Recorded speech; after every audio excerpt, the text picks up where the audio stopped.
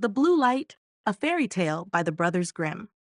Once upon a time, there was a soldier who had served the king faithfully for many years.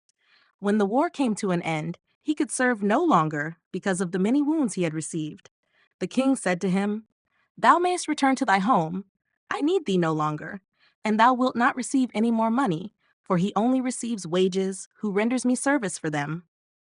The soldier did not know how to earn a living.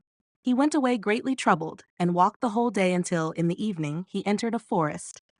When darkness fell, he saw a light. He went up to it and came to a house wherein lived a witch. "Do give me one night's lodging and a little to eat and drink," he said to her, "or I shall starve." "Oh ho," she answered, "who gives anything to a runaway soldier? Yet I will be compassionate and take you in if you will do what I wish." "What do you wish?" said the soldier. "That you should dig all around my garden for me tomorrow." The soldier consented and labored with all his strength the next day, but he could not finish it by the evening. "I see well enough," said the witch, "that you can do no more today, but I will keep you yet another night. In payment, you must tomorrow chop me a load of wood and make it small."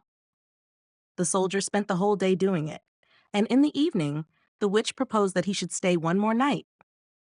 "Tomorrow, you shall only do me a very trifling piece of work. Behind my house, there is an old dry well, into which my light has fallen. It burns blue and never goes out, and you shall bring it up again for me." The next day, the old woman took him to the well and let him down in a basket. He found the blue light and signaled her to draw him up again. She did draw him up, but when he came near the edge, she stretched down her hand and wanted to take the blue light away from him. "No," he said, perceiving her evil intention, "I will not give thee the light until I am standing with both feet upon the ground." The witch fell into a passion, let him down again into the well, and went away. The poor soldier fell without injury on the moist ground, and the blue light continued to burn. However, of what use was that to him? He saw very well that he could not escape death.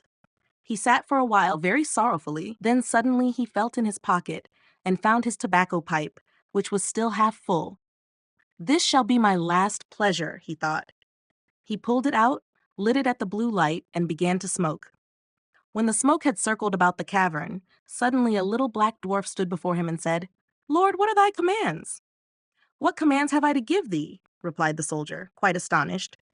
"I must do everything thou biddest me," said the little man. "Good," said the soldier. "Then, in the first place, help me out of this well." The little man took him by the hand and led him through an underground passage, but he did not forget to take the blue light with him. On the way, the dwarf showed him the treasures which the witch had collected and hidden there, and the soldier took as much gold as he could carry. When he was above, he said to the little man, "Now go and bind the old witch and carry her before the judge." In a short time, she, with frightful cries, came riding by as swift as the wind on a wild tomcat. It was not long after that before the little man reappeared. "It is all done," he said, "and the witch is already hanging on the gallows." "What further commands has my lord?" inquired the dwarf. "At this moment, none," answered the soldier. "Thou canst return home, only be at hand immediately if I summon thee." "Nothing more is needed than that. Thou shouldst light thy pipe at the blue light, and I will appear before thee at once." Thereupon he vanished from his sight. The soldier returned to the town from which he had come. He went to the best inn, ordered himself handsome clothes, and then bade the landlord furnish him a room as handsomely as possible.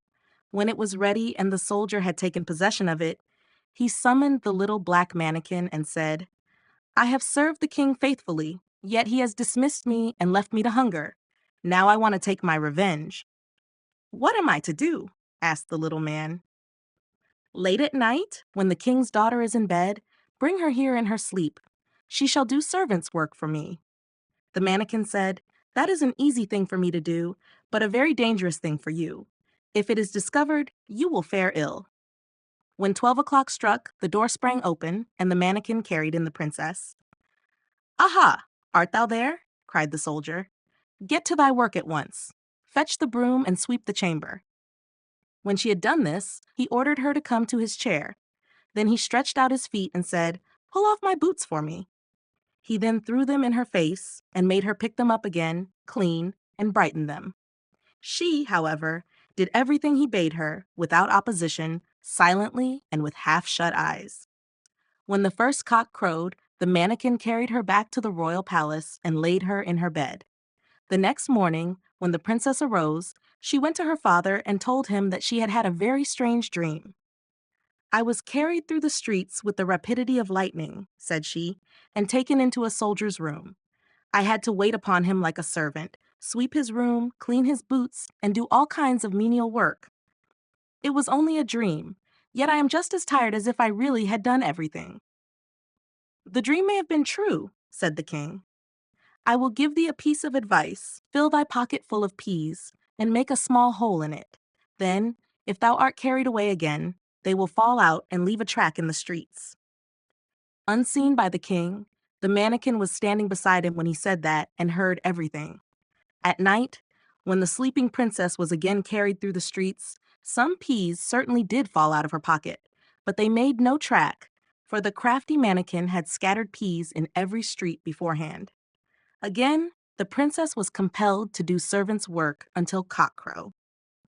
The next morning, the king sent his people out to seek the track, but it was all in vain.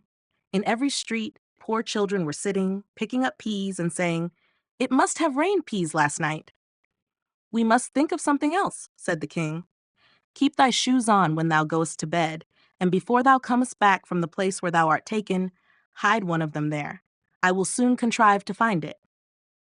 The black mannequin heard this plot, and at night, when the soldier again ordered him to bring the princess, revealed it to him.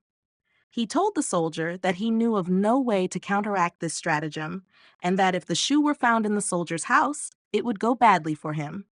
"Do what I bid thee," replied the soldier. Again, on this third night, the princess was obliged to work like a servant. Before she went away, she hid her shoe under the bed. The next morning, the king had the entire town searched for his daughter's shoe. It was found at the soldier's place, and the soldier himself, who at the entreaty of the dwarf had gone outside the gate, was soon brought back and thrown into prison. In his flight, he had forgotten the most valuable things he had, the blue light and the gold, and had only one ducat in his pocket. Now, loaded with chains, he was standing at the window of his dungeon when he chanced to see one of his comrades passing by. The soldier tapped at the pane of glass, and when this man came up, he said, "Be so kind as to fetch me the small bundle I have left lying in the inn, and I will give you a ducat for doing it."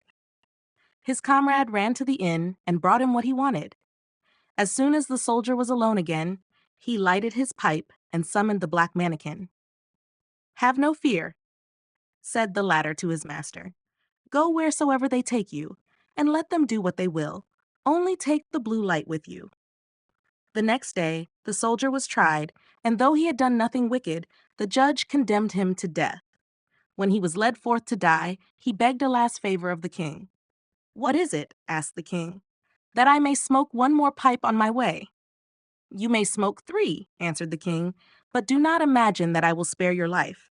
The soldier then pulled out his pipe and lighted it at the blue light, and as soon as a few wreaths of smoke had ascended, the mannequin appeared with a small cudgel in his hand and said, "What does my lord command?" "Strike down to earth that false judge there and his constable, and spare not the king who has treated me so ill." The mannequin fell on them like lightning, darting this way and that, and whosoever was touched by his cudgel fell to the earth and did not venture to stir again. The king was terrified. He threw himself on the soldier's mercy, and merely to be allowed to live at all, gave him his kingdom for his own and the princess as his wife. The Willful Child, a fairy tale by the brothers Grimm. Once upon a time, there was a child who was willful and would not do what her mother wished. For this reason, God had no pleasure in her and let her become ill. No doctor could do her any good, and in a short time she lay on her deathbed. When she had been lowered into her grave and the earth was spread over her, all at once her arm came out again and stretched upwards. They put it back in and spread fresh earth over it, but it was all to no purpose, for the arm always came out again. Then the mother herself was obliged to go to the grave and strike the arm with a rod. When she had done that, it was drawn in, and at last The child had rest beneath the ground. The Three Army Surgeons, a fairy tale by the brothers Grimm. Three army surgeons who thought they knew their art perfectly were traveling around the world. They came to an inn where they wanted to spend the night. The host asked where they came from and where they were going. "We are roaming about the world and practicing our art." The host said, "Just show me once what you can do." The first surgeon said he would cut off his hand and put it back on early the next morning. The second said he would tear out his heart and replace it the next morning. The third said he would cut out his eyes and heal them again the next morning. The innkeeper replied, "If you can do that, you have learned everything." They had a salve that could join parts together, and they carried the little bottle with them. They cut off the hand, heart, and eyes from their bodies as they had said they would, laid them all together on a plate, and gave it to the innkeeper. The innkeeper gave it to a servant who was to set it in the cupboard and take good care of it. However, the girl had a secret lover who was a soldier. When the innkeeper, the three army surgeons, and everyone else in the house were asleep, the soldier came and wanted something to eat. The girl opened the cupboard and brought him some food. In her love, she forgot to shut the cupboard door again. She seated herself at the table with her lover, and they chatted away together. While she sat contentedly, thinking of no ill luck, the cat came creeping in, found the cupboard open, took the hand, heart, and eyes of the three army surgeons, and ran off with them. When the soldier had finished eating, and the girl was taking away the things and going to shut the cupboard, she saw that the plate which the innkeeper had given her to take care of was empty. In a fright, she said to her lover, "Ah, miserable girl, what shall I do? The hand is gone, the heart and the eyes are gone too. What will become of me in the morning?" He replied, "Be easy. I will help you out of your trouble. There is a thief hanging outside on the gallows. I will cut off his hand." "Which hand was it?" "The right one," she said. Then the girl gave him a sharp knife, and he went and cut off the poor sinner's right hand and brought it to her. After this, he caught the cat and cut its eyes out. Now, nothing but the heart was missing. "Have you not been killing, and are not the dead pigs in the cellar?" he asked. "Yes," said the girl. "That's well," said the soldier, and he went down and fetched a pig's heart. The girl placed everything together on the plate and put it in the cupboard. After her lover took leave of her, she went quietly to bed. In the morning, when the three army surgeons got up, they told the girl to bring them the plate on which the hand, heart, and eyes were lying. She brought it out of the cupboard. The first surgeon fixed the thief's hand on and smeared it with his salve, and it grew to his arm directly. The second took the cat's eyes and put them in his own head. The third fixed the pig's heart in the place where his own had been. The innkeeper stood by, admired their skill, and said he had never yet seen such a thing done. He promised to sing their praises and recommend them to everyone. Then they paid their bill and traveled farther. As they were on their way, the one with the pig's heart did not stay with them at all. Wherever there was a corner, he ran to it and rooted about in it with his nose as pigs do. The others wanted to hold him back by the tail of his coat, but that did no good. He tore himself loose and ran wherever the dirt was thickest. The second also behaved very strangely. He rubbed his eyes and said to the others, "Comrades, what is the matter? I don't see at all. Will one of you lead me so that I do not fall?" With difficulty, they traveled on till evening, when they reached another inn. They went into the bar together, and there at a table in the corner sat a rich man counting money. The one with the thief's hand walked around him, made a sudden movement twice with his arm, and at last, when the stranger turned away, he snatched at the pile of money and took a handful from it. One of them saw this and said, "Comrade, what art thou about? Thou must not steal. Shame on thee!" Said he, "how can I stop myself? My hand twitches, and I am forced to snatch things whether I will or not." After this, they lay down to sleep. While they were lying there, it was so dark that no one could see his own hand. All at once, the one with the cat's eyes awoke, aroused the others, and said, "Brothers, just look up. Do you see the white mice running about there?" The two sat up but could see nothing. Then he said, "Things are not right with us. We have not got back what is ours. We must return to the innkeeper. He has deceived us." Therefore, They went back the next morning and told the host they had not gotten back what was their own. The first had a thief's hand, the second cat's eyes, and the third a pig's heart. The innkeeper said that the girl must be to blame for that and was going to call her, but when she saw the three coming, she ran out the back door and did not come back. The three said he must give them a great deal of money, or they would set his house on fire. He gave them what he had and whatever he could get together, and the three went away with it. It was enough for the rest of their lives, but they would rather have had their own proper organs. The Seven Swabians, a Fairy Tale by the Brothers Grimm. Once, 7 Swabians were together. The first was Master Schultz, the second, Jackli, the third, Marley, the fourth, Jurgli, the fifth, Mikal, the sixth, Hans, and the seventh, Vitli. All 7 had made up their minds to travel the world, seeking adventures and performing great deeds. In order to travel securely and armed, they thought it would be wise to have a single but very strong and long spear made for them. All 7 of them took this spear in their hands at once. In front walked the boldest and bravest, Master Schultz, followed in a row by the others, with Vitli being the last. One day, in the haymaking month of July, they had walked a long distance and still had a long way to go before reaching the village where they were to spend the night. As they were in a meadow at twilight, a great beetle or hornet flew by them from behind a bush and hummed menacingly. Master Schultz was so terrified that he almost dropped the spear, and a cold perspiration broke out over his whole body. "Hark! Hark!" he cried to his comrades. "Good heavens! I hear a drum!" Jackli, who was behind him holding the spear and who perceived some kind of smell, said, "Something is most certainly going on, for I taste powder and matches." Upon hearing these words, Master Schultz began to flee and quickly jumped over a hedge. Unfortunately, he landed on the teeth of a rake that had been left lying there after the haymaking, and the handle struck his face, delivering a tremendous blow. Oh dear," screamed Master Schultz. "Take me prisoner! I surrender! I surrender!" The other 6 leapt over one after another, crying, "If you surrender, I surrender too! If you surrender, I surrender too!" Eventually, when no enemy appeared to bind and take them away, they realized their mistake. To avoid being ridiculed as fools, they all swore to each other to keep quiet about the incident until one of them accidentally mentioned it. They continued their journey. The second danger they encountered was even greater than the first.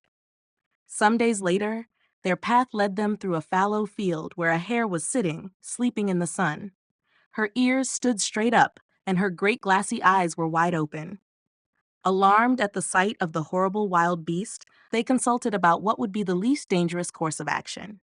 If they ran away, they feared the monster would pursue and swallow them whole. So they said, "We must go through a great and dangerous struggle. Boldly ventured is half won," and all 7 grasped the spear, with Master Schultz in front and Vitli behind. Master Schultz tried to hold the spear back, but Vitli, becoming quite brave at the rear, wanted to dash forward and cried, "Strike home in every Swabian's name, or else I wish ye may be lame." Hans knew how to counter this and said, "Thunder and lightning, it's fine to prate, but for dragon hunting thou'rt always too late." Mikal cried, "Nothing is wanting, not even a hair. Be sure the devil himself is there." Then it was Jurgli's turn to speak. "If it be not, it's at least his mother, or else it's the devil's own stepbrother." Now Marley had a bright idea and said to Vaitli, "Advance, Vaitli, advance, advance, and I behind will hold the lance." Vaitli, however, did not heed this, and Jackli said, "'Tis Schultz's place the first to be. No one deserves that honor but he." Master Schultz then plucked up his courage and said gravely, "Then let us boldly advance to the fight, and thus we shall show our valor and might." Hereupon they all together set upon the dragon.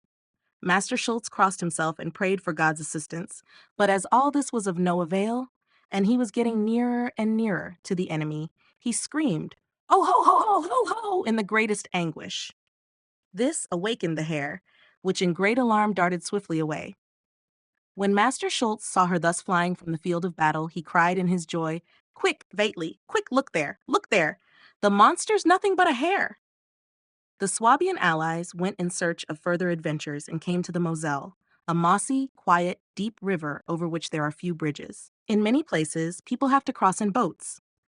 The 7 Swabians did not know this, so they called to a man working on the opposite side of the river to ask how people managed to get across. The distance and their way of speaking made the man unable to understand what they wanted, and he said, "What? What?" in the local dialect of Trevis. Master Schultz thought he was saying, "Wade, wade through the water." And as he was the first, he began to set out and went into the Moselle. It was not long before he sank in the mud, and the deep waves drove against him, but his hat was blown to the opposite shore by the wind, and a frog sat down beside it and croaked, "What, what, what?" The other 6 on the opposite side heard that and said, "Oh ho, comrades, Master Schultz is calling us. If he can wade across, why can't we?" So they all jumped into the water together in a great hurry and drowned. And thus one frog took the lives of all 6 of them, and not one of the Swabian allies ever reached home again. The 3 Apprentices, a fairy tale by the Brothers Grimm. There were once 3 apprentices who had agreed to always stay together while traveling and always work in the same town. At one time, however, their masters had no more work to give them, so eventually they were in rags and had nothing to live on. Then one of them said, "What shall we do? We cannot stay here any longer. We will travel once more, and if we do not find any work in the town we go to, we will arrange with the innkeeper there that we are to write and tell him where we are staying, so that we can always have news of each other. Then we will separate." This seemed best to the others as well. They went forth and met a richly dressed man on the way, who asked who they were. "We are apprentices looking for work. Up to this time, we have kept together, but if we cannot find anything to do, we are going to separate." "There is no need for that," said the man. "If you will do what I tell you, you shall not want for gold or work. Indeed, you shall become great lords and ride in carriages." One of them said, "If our souls and salvation are not endangered, we will certainly do it." "They will not be," replied the man. "I have no claim on you." One of the others, however, had looked at his feet and, when he saw a horse's foot and a man's foot, did not want to have anything to do with him. The devil, however, said, "Be at ease. I have no designs on you, but on another soul, which is already half mine, and whose measure shall but run full." As they now felt secure, they consented, and the devil told them what he wanted. The first was to answer, "All 3 of us," to every question. The second was to say, "For money." And the third, "And quite right too." They were always to say this, one after the other, but they were not to say one word more. If they disobeyed this order, all their money would disappear at once. However, as long as they observed it, their pockets would always be full. As a beginning, he gave them as much as they could carry and told them to go to a particular inn when they got to the town. They went to it, and the innkeeper came to meet them and asked if they wished for anything to eat. The first replied, "All 3 of us." "Yes," said the host, "that is what I mean." The second said, "For money." "Of course," said the host. The third said, "And quite right too." "Certainly it is right," said the host. Good meat and drink were now brought to them, and they were well waited on.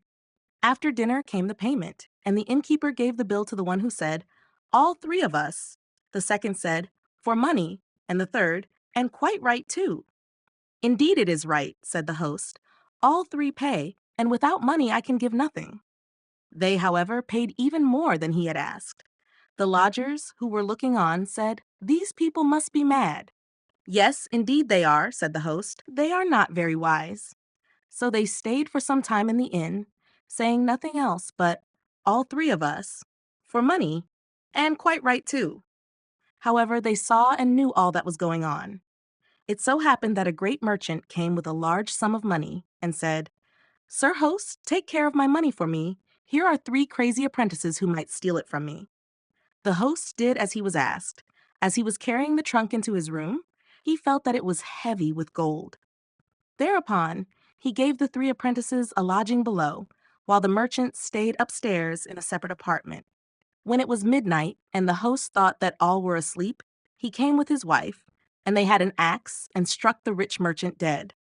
After they had murdered him, they went to bed again. When it was day, there was a great outcry. The merchant lay dead in bed, bathed in blood. All the guests ran at once, but the host said, "The 3 crazy apprentices have done this." The lodgers confirmed it and said, It can have been no one else. The innkeeper, however, had them called and said to them, "Have you killed the merchant?" "All three of us," said the first. "For money?" said the second. "And quite right, too," added the third. "There now, you hear," said the host. "They confess it themselves." They were taken to prison and were to be tried. When they saw that things were going so seriously, they were afraid after all. But at night the devil came and said, "Bear it just one day longer, and do not throw away your luck. Not one hair of your head shall be hurt." The next morning they were led to the bar, and the judge said, "Are you the murderers?" "All three of us." "Why did you kill the merchant?" "For money." "You wicked wretches, have you no horror of your sins?" "And quite right, too." "They have confessed and are still stubborn," said the judge. "Lead them to death instantly." So they were taken out, and the host had to go with them into the circle.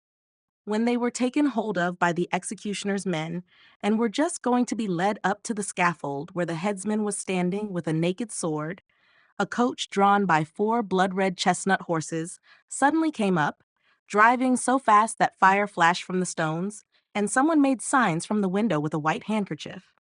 Then the headsman said, "It is a pardon coming," and "Pardon, pardon," was called from the carriage as well.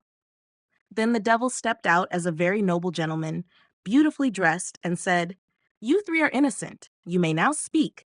Make known what you have seen and heard." The eldest then said, "We did not kill the merchant. The murderer is standing there in the circle," and he pointed to the innkeeper.